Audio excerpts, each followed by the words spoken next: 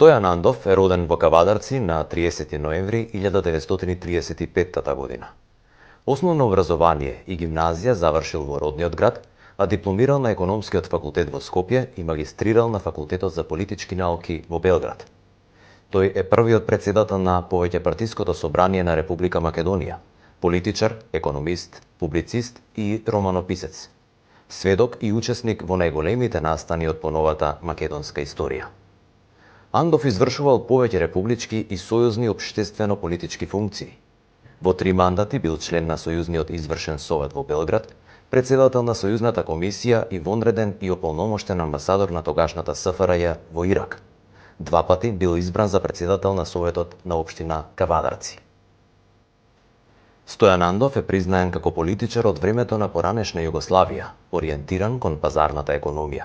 Искусен политички преговарач во современиот домашен политички амбиент, но и како политичар со меѓународна репутација во преговорите со странските експерти од областа на економијата, политичкиот систем и човековите права. За време на вршењето на многобројните функции, оствари средби со голем број светски политичари и учествуваше на меѓународни настани од голема важност за државата. Претседателот на Сојузот на реформските сили на Југославија го назначи за главен координатор во формирањето на Сојузот на реформските сили на Македонија, пошто стана основач и водач на политичката партија Реформски сили Либерална партија. Андов е претседател на Либерална партија се до спојувањето со Демократската партија. За претседател на Собранието на Социјалистичка република Македонија, Комисијата за прашање на изборите и минувањата го предлага Стојан Андов. На првите повеќе партиски избори е избран за пратеник, а на 8 јануари 1991 година Стојан Андов е избран за претседател на првиот парламентарен состав. Да се гласа. Чекайте да констатираме прво се гласаше, да констатираме резултатите од гласањето. Ви се мола, треба да прашате на време. Така е. Невозможно е после извршеното гласање да се прашува да не било јасно или да не е јасно. На време се прашува. Дајте си ги да видим резултата.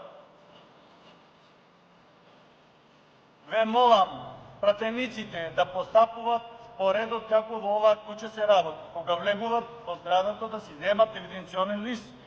После да можат да го достават на службите да се знае колку пратеници имаме овде. По неуспешниот атентат на претседателот Киро Глигоров на 3 октомври 1995 година, привремено ја вршеше и функцијата претседател на Република Македонија. Андов се занимава и со теоретски прашања од областа на економијата, со публицистика и со книжевност. Автор е на повеќе книги од областа на економскиот и политичкиот систем, како и од областа на книжевноста. Во својата 86 година, Андов годинава ја пишува својата нова книга. Книгата до атентатот и по него во 2018 година ја разбранува јавноста, а Андов тогаш изјави: кој не пишува книги, пишува тужби. Оспоруван и фален, тој не остави никого равнодушен. Стојан Андов од бракот со Марија има 2 деца, синот Бошко и ќерката Лилјана. Има 4 внуци, Ангела, Владимир, Андријан и Стојан, и 2 правнука, Димитри и Михаела.